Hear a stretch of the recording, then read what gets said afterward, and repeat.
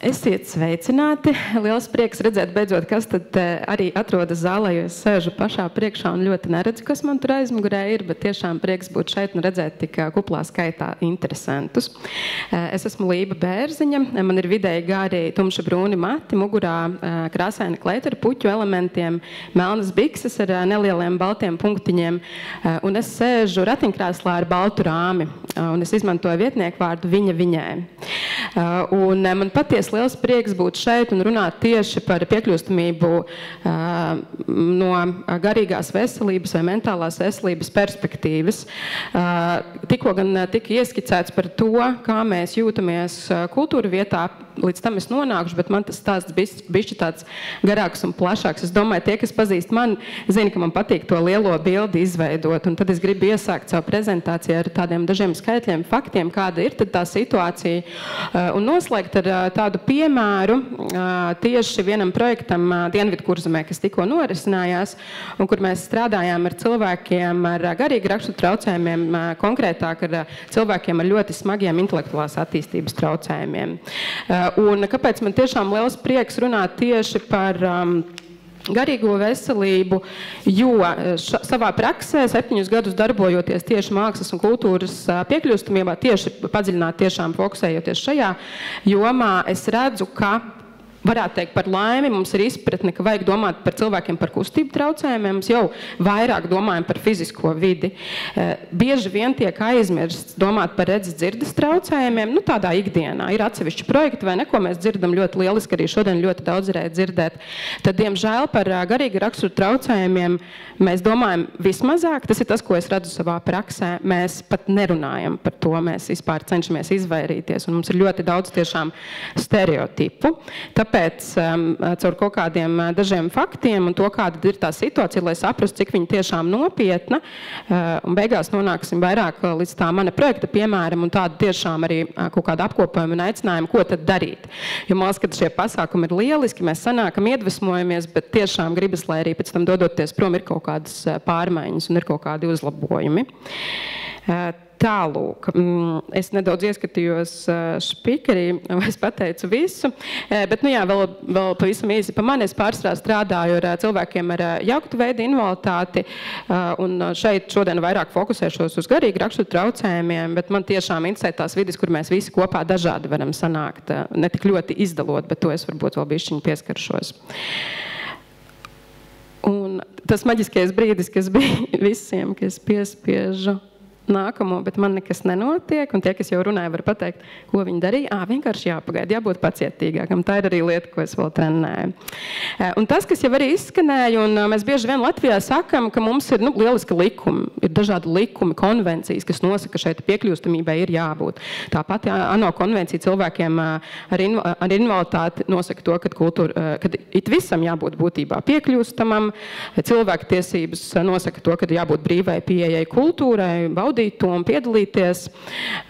Ir lieliski ziņojumi, lieliski pētījumi, kas pierāda mākslas efektivitāti kā tādu, to, ka mākslā ir tieši spēks veidot iekļaujošu sabiedrību. Un vispār par mākslas, to, ko mums dod māksla, es bišķiņ iesmieņu arī par tiem pētījumiem, mēs pierādam to, ko mēs jau visi intuitīvi zinām, vai ne? Noteikti visi, kas ir arī šeit padziļināti strādā kultūrā un saprot, kāpēc viņi to dara, cik ļoti tas mums izkrāso ikdienu, cik ļoti mums tas palīdz. Un tad, diemžēl, ir šī lielā sabiedrības daļa, kurai nav brīva pieeja joprojām mākslai un kultūrai. Piemēram, Eiropas Savienībā katram 4. cilvēkam ir invaliditāte, rēķinot no 16 gadu vecuma. Respektīvi, tas, ko es gribu teikt, šis stāsts ir par mums visiem. Mums reizēm liekas, mēs iedalāmies mēs un viņi, un tas jau ir par viņiem, bet nē, ir ļoti daudz cilvēku ar invaliditāti. Un ja arī pašam nav invaliditāte, tad noteikti kādam kaimiņos ir, kādam rados ir, tas ir tepat un visur ap mums, un tas patiesībā skar mūs visus. Nevajadzētu domāt, ka tas nav par nekādu no mums. Un kas ir ļoti interesanti, Latvija ir tā valsts, kur ir lielākais cilvēku ar invaliditāti īpatsvars. Mums ir ļoti daudz cilvēku ar invaliditāti rēķinot uz iedzīvotāju skaitu. Un tad tas brīdis, kur lietas paliek vēl interesantākas, ir lielākā daļa no šiem ļoti daudziem cilvēkiem ar invaliditāti nestrādā. Tas arī bišķiņ jau tika pieminēts, bet es gribu to uzsvērt un izcelt, jo, manuprāt, tas arī ir skaidrojums diezgan liels tam, kāpēc ir kā ir. Arī ar piekļūstamību vai kultūras piekļūstamību, jo bieži vien arī vadot seminārus visā Latvijā un satiekot cilvēkus no kultūra vietām, es jautāju, kur viņi redz cilvēkus ar invaliditāti, kur viņi saskarās, un tad varbūt kādreiz kaut kur uz ielas, izglītībā piemin, bet tad pēkšņi, kad mēs strādājam, mēs vienkārši nesatiekamies. Un tāpēc ir tas nezināmais, nav šī saskarsme, un arī rezultātā nav tik ļoti piekļūstams, jo mēs vienkārši bieži vien neuzinām viens par otru. Tā kā tas mans uzdevums ir būt tam tiltam, lai savestu kopā visus, vismaz caur kultūru. Tad. Un vēl bišķiņi ieskicējot arī par tiem citiem invaliditātes veidiem, es jau teicu, man gluži pavisam nepatīk tā izdalīt, bet mēs bieži vien to daram, lai mums būtu vieglāk domāt un runāt par lietām, bet jāatcerās, ka šie traucējumi noteikti var būt kombinēti un ir arī neredzamā invaliditāte, tā kā tas vienkārši tāda lieta, kas jāpatur prātā. Un tad apskatot bišķiņu skaitļus un kāda tad ir kopējā situācija. Latvijā ir apmēram 40 000 cilvēku ar kustību traucējumiem, kas ir oficiālie dati, kam ir piešķirta kaut kāda veida invaliditāte.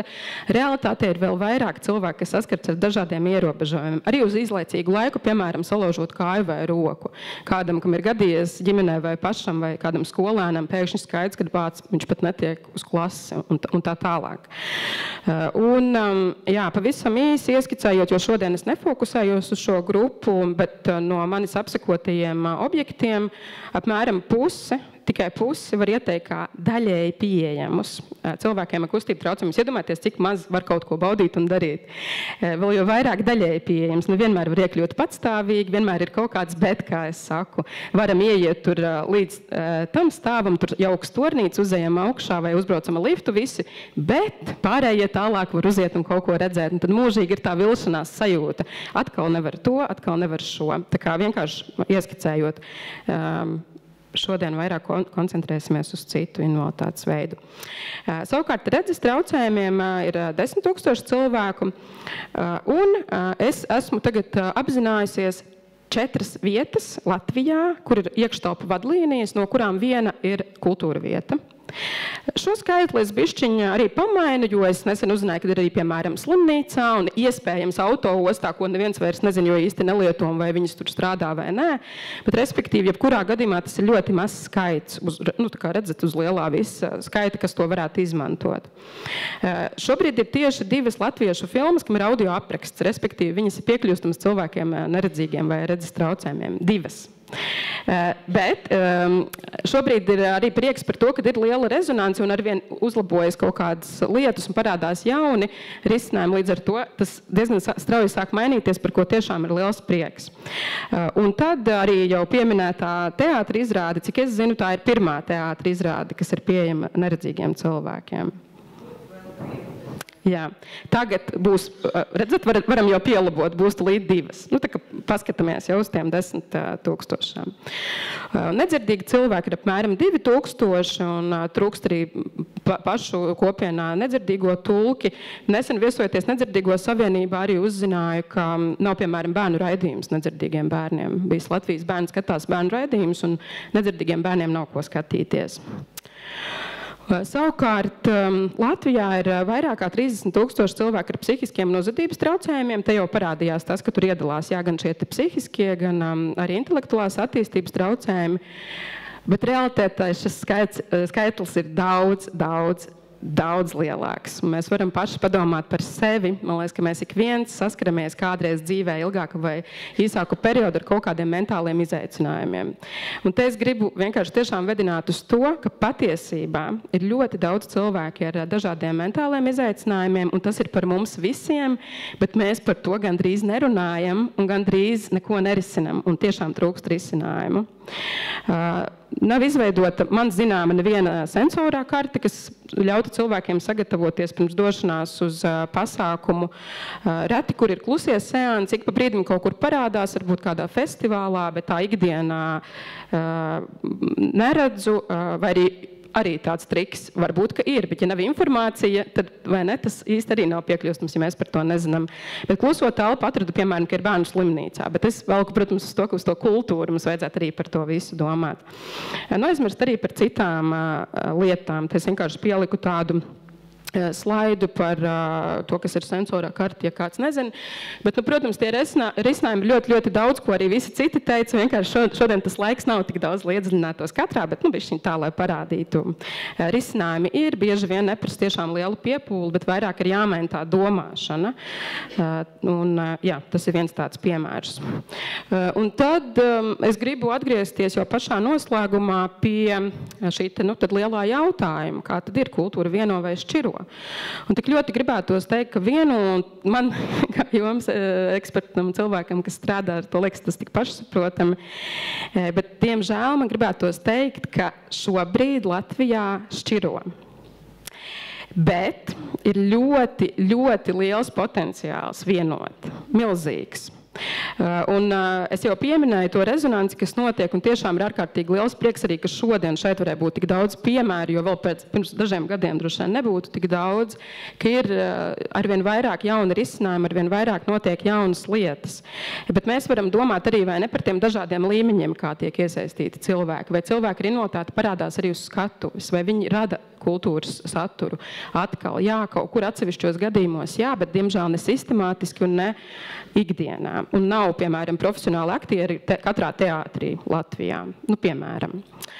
Bet, protams, labā ziņa ir tā, ka to visu var mainīt, un tie, kas jau maina, zina kā, un arī vienmēr es saku, vajag vērsties pie tiem, kas zina un kaut ko jau ir uzsākuši, jo redz, ka var.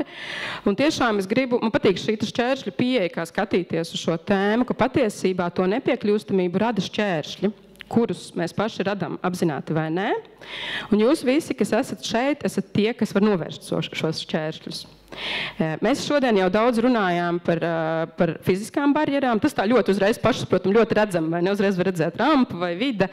Bet ir arī šīs sociālās barjeras, komunikācijas barjeras un citas. Protams, tur dažādi var iedalīt, bet to, ko ik viens pateiks, ka svarīgākā ir šī attieksme un tiešām vēlme kaut ko darīt. Un tad jau meklēt veidus, kā veidot šos risinājumus. Tas, ko es arī gribu vienkārši teikt, zinot arī kultūras darbinieku ikdienu un dzīvi, nav tā, ka mēs aicinām jums darīt kaut ko vairāk, bet darīt vienkārši gudrāk un savādāk. Jāpamaina ir domāšana. Un man ir pavisam tie daži slaidi par to projektu, kas mums bija tikko Dienvidu Kurzemē. Es redzu, ka neviens neienāk telpā un nedzina mani vēl prom, tāpēc es pabeigšu stāstāmo, lai gan man tur tas laiks ir beidzies. Un tad bieži vien satiekot arī kultūras darbiniekus, cilvēks, kas strādā kultūras jomā, mākslas jomā, man jautā, vai tad cilvēki paši ir inotāti, grib būt uz skatuves, vai viņi grib aktīvi piedalīties mākslā, vai viņi vispār grib, lai viņus iekļauj. Un, protams, vienkārši jābūt tik vienam iespēja izvēlēties, ko viņš grib darīt, ko viņš negrib, un jābūt vienlīdzīgai pieejai visam. Bet tas, ko es redzu savā praksē, ļoti daudz strādājot ar cilvēkiem, ar auditoriju, esot visu laiku ar dažādām kopienām, cilvēki arī notāti grib būt uz skatuves. Protams, viņi arī joprojām baidās no sabiedrības reakcijas, un tad tā jāizdomājas bišķiņa, vai tā tam vajadzētu būt. Bet arī tas ir tas, ko mēs redzējām Dienvidu Kurzemes projektā. Mēs devāmies uz 6 dažādām, 5 dažādām vietām Dienvidu Kurzemē, tiešām tādos attālākos reģionos, un satikām cilvēkus ar smagiem garīgi raksturu traucējumiem, kas, diemžēl, varētu teikt, joprojām dzīvo diezgan izolēti dažādās institūcijās. Un apmēram 100 cilvēki ar un bez invaliditātes piedzīvoja laikmetīgo mākslu pirmo reizi, tiešām padziļināti strādājot kopā ar dažādām mūsdienu māksliniecēm. Un tas bija ļoti tiešām aizkustinoši redzēt, kā arī sākumā ir tas, nedaudz pretestība un tas nezināmais, un kas tagad būs, un laikmetīgā māksla, un kas būs jādara, un kas tas īsti ir.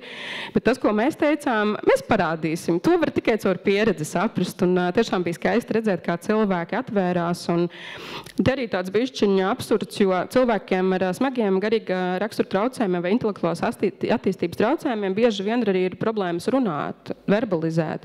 Un māksla patiesībā ir fantastisks instruments, lai viņi izpaustu sevi, lai viņi piedalītos sabiedrības norisēs, bet viņi to nedara un neizmanto. Tāpēc bija tiešām ļoti vērtīgi doties tur un viesoties ar šīm te aktivitātēm. Te bija tas, es jau pastāstīju, un vienkārši arī tiem, kas nav no šejienes, lai saprastu, kur mēs devāmies, tas bija Vaņoda, Purmsāti, Rucava, tā kā tiešām tur tuvu Lietuvas robežai nostāk no lielajām pilsētām, jo es pati nāku no Rīgas, tad man arī likās Liepāja reģions, bet, protams, Liepāja ir liela pilsēta, un mums mērķis bija tiešām viesoties tādās mazās vietās. Un, jā, viesojoties arī šajās kopienās, sākumā bija mazāk apmeklētāji, un tad arvien vairāk un vairāk un vairāk, un mums bija rekords skaits, mums Rucavā bija 40 cilvēki, kas ieradās. Tas arī tā kā bišķi citreiz saka, reģionos ir problēmas ar auditoriju, maz cilvēku vai nenāk cilvēki, tad rekur nāk un ir interese. Un kas ir ļoti būtiski, tas tagad ir par to drošo vidi pieminēto arī, ka mēs jau arī ieradāmies šajā projektā ar tādu ziņojumu, ka mēs nenākam tikai rādīt un mācīt, kā vajag, kas tagad ir māksla vai kas ir jādara, bet mēs nācām ar tādu ziņojumu, ka mēs vēlamies būt kopā un lai mums arī dod pretī un rāda un māca. Un tas bija ļoti skaists tāds brīdis, ka mēs nelikām un neaicinājām nevienu uzstāties, bet rekur Aija uzstājās spēlējot akordeonu pirmo reizi publikas priekšā. Man tas likās tik labs piemērs, ka tieši tā, ja tu dod to drošo vidi pieņemošo, kur cilvēks var būt viņš pats, un nav pat tik svarīgi, kā viņš spēlē. Tur bija ļoti daudz kļūdu, bet tas bija tāds vesels piedzīvojums viņai to izdarīt un būt tā kā uz skatuves. Vai viņa justos pietiekoši drosmīgi uzstāties kaut kur kādā kultūras namā, tas ir cits jautājums. Un, jā, mums bija mērķis iesaistīt arī kultūras darbiniekus, un mūsu projektā iesaistījās tieši neviens. Mēs uzaicinājām, sūtījām vairākas reizes, bet es tā citreiz jokojos, no aiz rokas mēs nevienu nevilkām, bet redzat, cilvēki ar invaliditāti ir, viņi nāk, viņi, kā varētu teikt, gāž riņķī, bet vai mēs panākam viņiem pretī? Un tas ir tas, ko es gribu aicināt. Iesaistīt cilvēkus ar invaliditāti dažādos līmeņos, veidot šīs sadarbības, ne tikai izmantot, kad mums vajag, lai viņi atnāk uz to mūsu izrādi vai kultūru vietu, bet mums jādodas ir pie viņiem, mums jāveido tāda apusēja sadarbība un jāiesaist cilvēki visos un dažādos līmeņos. Ticiet man, ja jūs iesaistīsiet kādu ar invaliditāti savā komandā vai nodarbināsiet, jums uzreiz pavērsies pilnīgi cita perspektīva un lielāka izpratne par to, kas ir vajadzīgs, kas nav. Protams, nedomājam, ja ir viens cilvēks ar konkrētām vajadzībām, kad attiecināt to uz visu, bet tas ir tas tiešām, kam es ticu šos 7 gadus esot mākslā kultūrā, ka vienīgais, kas kaut ko var mainīt, ir satikties, vienkārši būt kopā, saskarties. Pirmais būtu tad uzrunāt un veidot šīs vienlīdzīgās sadarbības, kas it kā izklausās tik vienkārši, bet nenotiek pietiekami, tāpēc man tāds tiešām aicinājums palūkoties apkārt, kas tad ir tās dažādās kopienas, kas jums apkārt ir. Reku ļoti daudz labi piemēri, kas to jau dara.